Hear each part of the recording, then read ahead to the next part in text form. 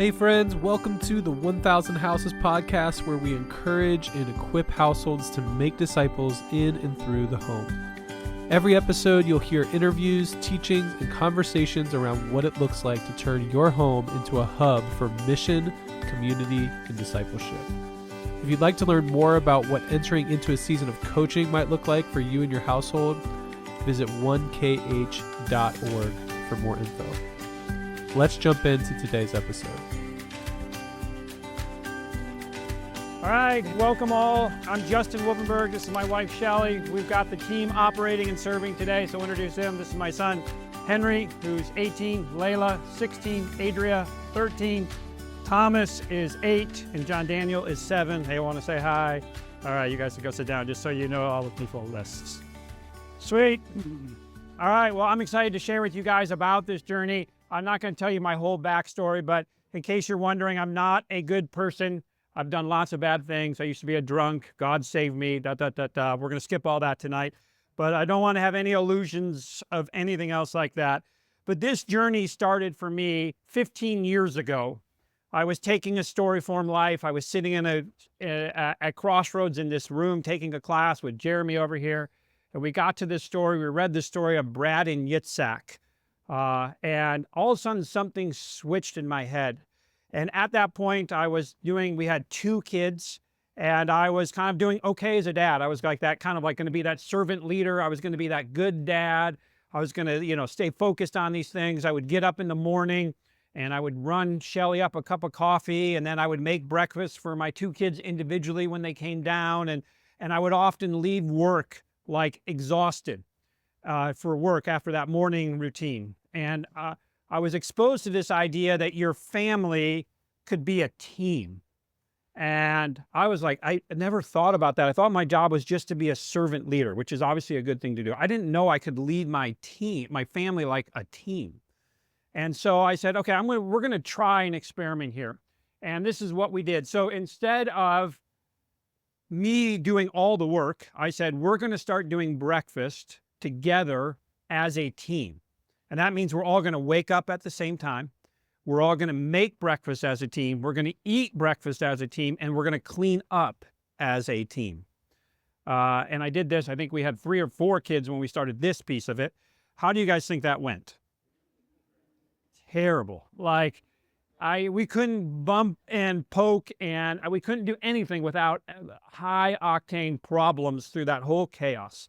But when I found I was getting in the car and going to work, I found myself energized and excited for one of the first times as a dad, going, wow, I can lead a team. And for the last 15 years, breakfast has been the crucible for us to think about our family working together as a team. And it's radically changed our lives in so many different ways. And it's been an incredibly meaningful journey. And that's the heart of what we're going to share tonight.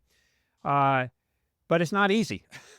This does not come natural or easy, but I have firsthand seen it can be incredibly fruitful. But this idea too, one of my other passions is to show these ideas are not new. These are actually ancient ideas. There's nothing too crazy special about this. It says, this is the beginning of the story. Just imagine God was getting ready to make the first family. So we're sitting there, he's getting ready to make the first family. He says, then God said, let us make man in our image. According to our likeness, let them have dominion over the fish of the sea, over the birds of the air, and over every cattle, over all the earth, over every creeping thing that creeps on the earth.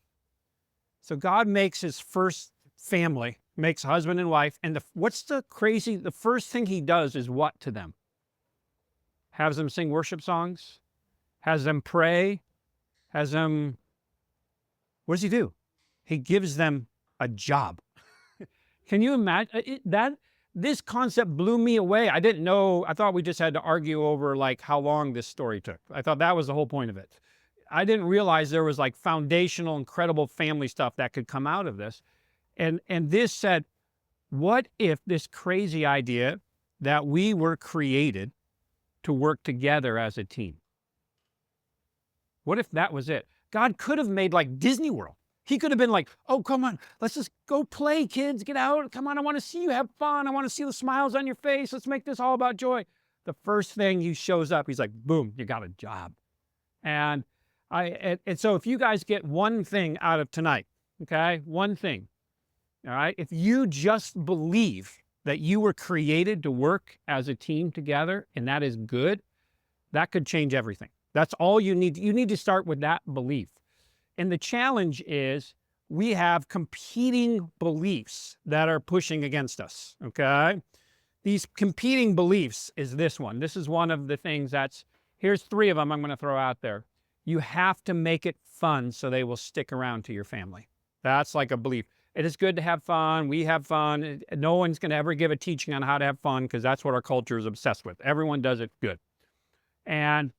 But we have this deep desire in us, and our culture is pushing on us so strongly, saying it has to be fun. You have to entertain them nonstop. And if you don't, they're going to hate you, and you're going to be in counseling, and they're going to have all these issues. Your goal is to make it fun for them. And so that actually puts it really challenging. Here's another thing I hear, another belief that's out there. It says, my identity is not in my job. All right? We say these things all the time, and that's actually not true. Right? Your identity, who you are and what your being is in the work that you do. It's not your salvation. And yes, you can go become a workaholic and all these bad things. Yes, you can.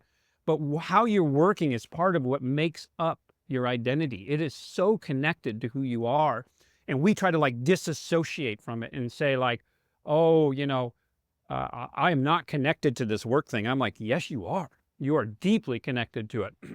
And another one is work is bad. We kind of believe work is bad. Henry, my oldest, just graduated from high school, and we were in spinning classes this week, getting ready for a class. And after the class, everyone's like, Henry, congratulations on, graduating. And they're like, oh, but now you have to go to work. And they're all like, and I'm like, what? He's actually excited about going to work. We work together. It's just part of our culture. And so you were all born, we're all in this, where it's you've got to make it fun. Work is bad. And man, disassociate from that work thing. And I think there's a different story here. So yeah, let me ask you this question. You've got a little kid, little Johnny is your kid. Picture right now with me, Johnny, I want you to go out and take the trash out. I want you to picture what do you feel and believe when you're asking your child to do that?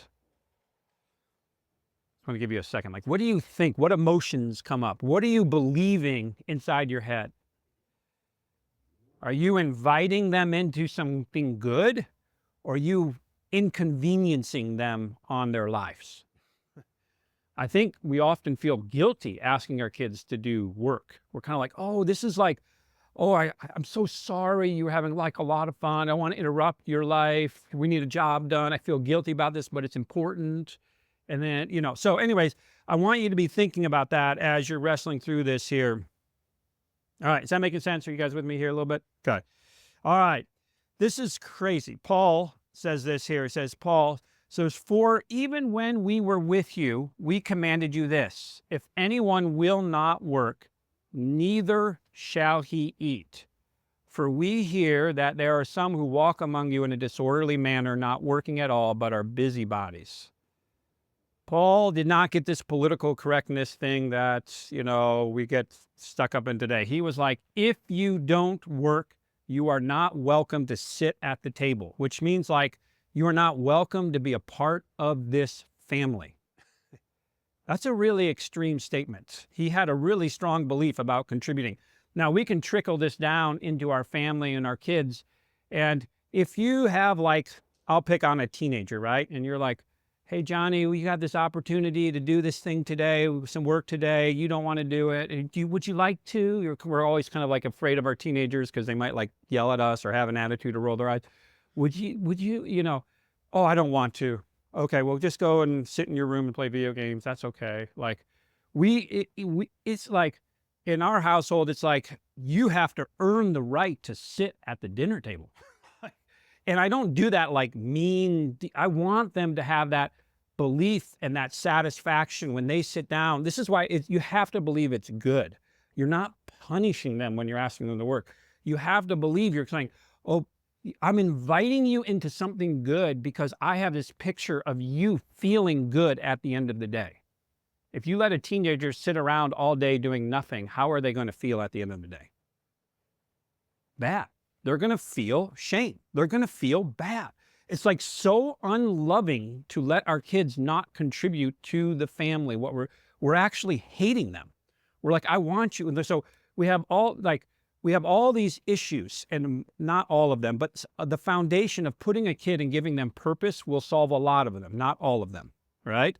But giving a kid some purpose and some issues will do a lot for them and their self-esteem. Okay, so this is Adriel. I'll give you some examples. We've had chickens at our home, and each of our kids, when they were in the younger ages, had to take a winter doing the chickens, rain or shine, cold, no matter what. It is like we wanted them to have that character building experience where they can get up and go. And do you think it went perfectly?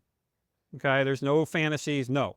I've had kids here, and so I would say something like, Adria, so we're going to do this. She said, I don't want to do it today. It's freezing out. You're going to do it. So you can do it, after this consequence, or you can do it before. Your choice, but you're going to do it.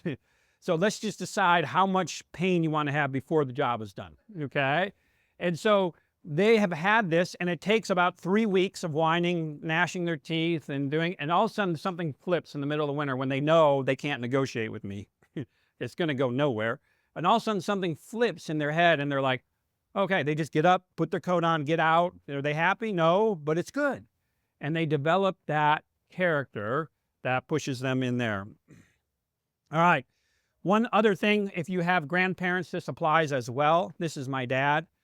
This is one of my favorite stories. He called me one year. He's like, what presents should we get your kids, Henry, for his Christmas? And I'm like, Dad, we have 6 kids. If you buy us presents, and everyone does, we have to have an addition for presents. Like, we don't want any presents, but I said, what if you did something with him? And so the first year they just bought presents because they didn't have the time to shift. The next year he called me, he said, I have this idea. I want to build a go-kart with Henry and that be his Christmas present. And I was like, yes, that's it. So this caused all this time. He had to come in and visit extra, and they built this go-kart together, and they had this incredible experience working together on something. It was far more than a Christmas present, which 99% of them, 2 weeks later, they have no idea what it was. Henry will never forget this, right? And it turned into a lot of fun where they would drive around the neighborhood. He only got escorted home by the police once. So it's unnerving when he's driving down the street and the lights are flashing afterwards. I was like, oh my goodness, So, it turned out to be a lot of fun. And then it unfolded. This is just the beauty of these things. It unfolded that when we started to think about working together, Shelly wrote a letter to her parents and said, we'd like to invite you to this mission trip, because we knew this would work with them. And we said, it's at our house, and there's a bunch of orphans, because we've done foster care adoption. There's a bunch of orphans there. Will you come and spend a week and work at this mission trip? And they were like, yes, And they came, and that shifted. Although the way we did family was you go and you hang out, and it was fun. It was great. It was fine. But now they come and they work alongside us in our family, and they would tell you they wouldn't want it any other way, right? The joy and the richness you have when you get to work together, so you can invite your parents into this thing. And it kept going with my dad. After he got a taste for this, he caught a vision for working together, and he came to us and said, I want to build this cabin to leave a generational legacy, And I was like, what? Yes, tell me how and when we can show up and be a part of it, So we took baby steps. You have to start with baby steps. And things started to change in our family, and this value has continued for the last 15 years. And this was the most life-changing experience our family has ever had. My dad was nearing 80 years old, and he worked every day with us. He would be the last guy on the job site sweeping with the broom. He instilled character and work ethic in our kids, in our family. It was incredible. I wish I could tell more stories about that. Okay? So you want to ask yourself, do you want your kids to be a liability or a blessing? What if you were like thinking about, what do you like more, blessings or liabilities? In all sincerity, right? If your kids are constantly sucking resources from you, they are liabilities, and they are when they're babies, and that's very appropriate, okay?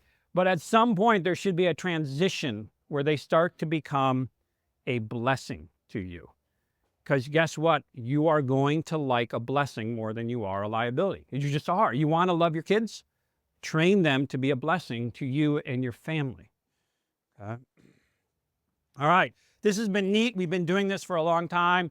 If you know the Erickson family, I believe in this so strongly that I run my business this way. So this is the Erickson family. They're turning this barn into an Airbnb, and they hired our family to do the construction and my crew to help them. And I bill them time and materials. And I tell them that you can work on the crew, and the more your family works on the crew, the more money you save. So they have their kids motivated every day on this project to work. Because every time they carry up a 2x4, it saves their family money. So all their kids are working on this thing. And at the end of the day, I go up to mom and dad and I go up to Michael and Kaylee, I said, your kids saved you about $100 today. And they're like, sweet. They're like, I like my kids. Like, I mean, they love their kids. But that makes you happy, it's good.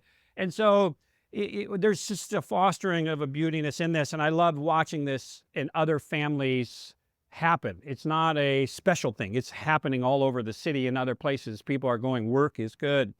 All right. It's actually okay. I'm going to say something might be controversial in this culture. It's okay to make your kids do something. It's okay to make them work. I think we're so afraid. We are over counseled as a culture right now. And so we are definitely afraid of making our kids do something because they might hate us, right? And you got to be careful with this, and you can't abuse them, and all the caveats that are appropriate. But this is Owen. I run a construction crew, and his mom came to me a couple years ago and said, I want Owen to do this. He's kind of like one of those, doesn't know what he wants to do with his kid life, a little fragile. I want him to do this. I'm going to make him do this. And I was like, he makes me a little nervous. I don't want a kid on a construction crew doesn't want to do this. But I said, I'll give it a try. The first day he was on the job, we were building a shed, and I hear from the other side of the shed, I'm bleeding. And so I'm like, oh no, man, my crew never talks like that. If someone's lost a finger or something bad. So I run over, and he has like a slight paper cut on his finger. I'm like, okay, deep breath, everybody's fine. And so we worked with him for I think he worked with me for 1.5 years, 2 years, okay? And when he graduated high school, he found a passion and a purpose to become an electrician. He's now working with a commercial electrician company, being an apprentice. Sent me a long message saying, this thing changed my life. I'm not this weak, fragile kid. I have a purpose. I have a mission. I want to start a business. All that changed because his mom made him do something, okay? And so when we're talking with our kids, we've got to be led by the Spirit, working with our spouse on these kind of decisions, but it is okay to make them do something. They don't know everything they should know at the age that they are at. You could be withholding a life-changing experience for them, especially if they don't know what they want to do. I had this friend of mine, I run with this guy, and his son was 16 years old, and he's like, I can't find a job. I'm not going to do the work. And his dad found him a job, like working behind like a garbage truck. That kid never had a problem after that summer working because his dad was like, I'll solve the problem for you if you won't solve it for yourself. Okay? Yes. Yes. All right. Next question. Is the goal to make disciples or to get the job done? Most of you in this room, I'm guessing, are the hard drivers, right? Is the goal to make disciples or get the job done? And if you start thinking, can you do things faster when you're younger, when their kids are real younger? Get them out of the room, put a TV in front of them, get the job done. You can, okay? But if the goal is to make a disciple or to someone who can do something, that's going to take a bigger investment up front, but will reap way, way higher rewards in the long run. All right. So here's an example of this. This is Henry. I don't know how old he was, 6, 7 years old on his first roof job. Okay. He wasn't that helpful on this job, maybe minorly helpful. He's over here with Sam helping build his family cabin, maybe 11, 12 years old, learning how to do a roof. Helpful at this point. This was last week. We, as a family, we have a big rental property, and I got some bids on it. It was about $35,000, $40,000 to do this roof. Okay, I'm going to give you numbers just so you can see what a blessing can be. We were able to do it with my family and my crew for around $10,000. So my kids helped save $20,000, and they got paid for it well. They did great in the job, okay? That is like long-term thinking, that now the rewards are starting to come in for our family. And there's my daughter, Layla. Just in case you're wondering, she doesn't want to be a roofer. She doesn't particularly enjoy it, but she had to step in because our family we needed her to do that. And I feel like one day, God willing, she'll be married. And I feel really good about these experiences because I'm going to collect a good dowry from her because she can get things done, you know? And she's got this character that she can do something she doesn't want to do. Like, I'm so nervous. Like, we take our kids and we make them like, we'll get you your personal coach for this, and we'll find all your passions and interests. And then you get to go to all these fun camps, and then you do all these things. And those things are great to do, not opposed to them. But they need to have some experience where they're doing something they really don't want to do and they don't like doing, because that's where character is developed. It's fun to do your passion stuff. It's fun to go to camps. All that's fun, fun, fun. They need to spend a summer. I'm making up a number. It doesn't have to be a summer. Spend a summer doing something they don't like to do, you know, because that is where character is developed. And then as they get older, then you get your personal coaches and all your training and your giftings, and you go with that foundation of character laid there before. So my goal is there. All right. That's, Shelly, you want to say anything on this part? Sure. Cool. So I was just thinking as Justin was talking, back in one of his first slides, he said something about how, one philosophy of parenting is that you create all these really fun experiences and go to Disneyland and whatever so that your kids will stay. Well, what we're doing here or attempting to do is create all these meaningful experiences and are hoping and expecting that they stay. So it's not, there's lots of fun mixed in there too, but it's not just teaching them to work hard and have a good work ethic. It's meaningful. And I was also thinking about how, especially in the Old Testament, every time the word fruit is used, like blessing is mixed in there too. And I may be making all this up, but so, and that fruitfulness is often talking about expanding the kingdom or adding children, but there's also, or just like being fruitful so that you have food to put on your table.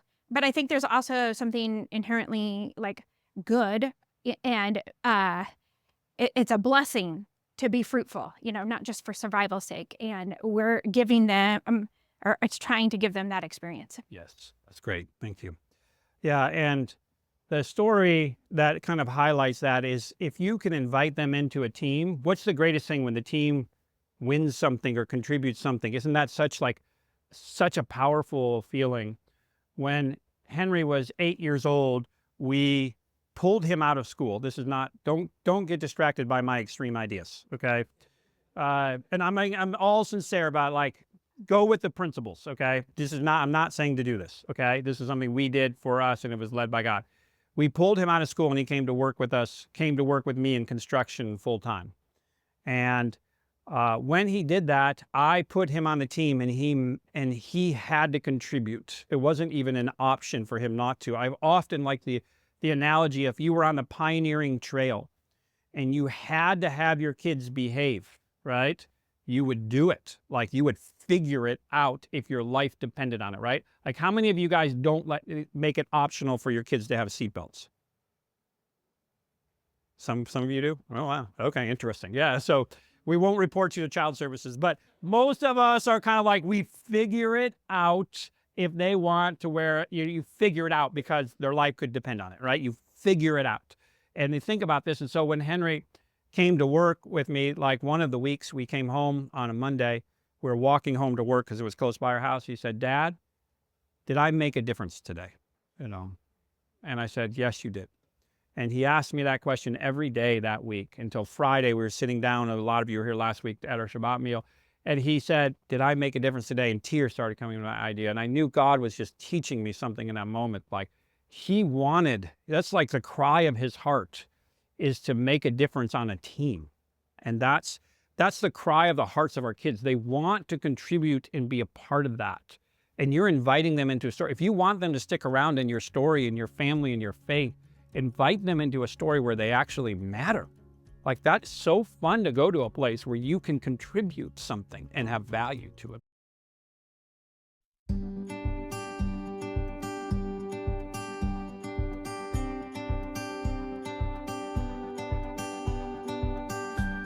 Well, friends, thanks for listening to today's episode. If you'd like to learn more about 1,000 Houses or discover what a season of coaching might look like for you and your household, visit 1kh.org. We'll see you for the next episode.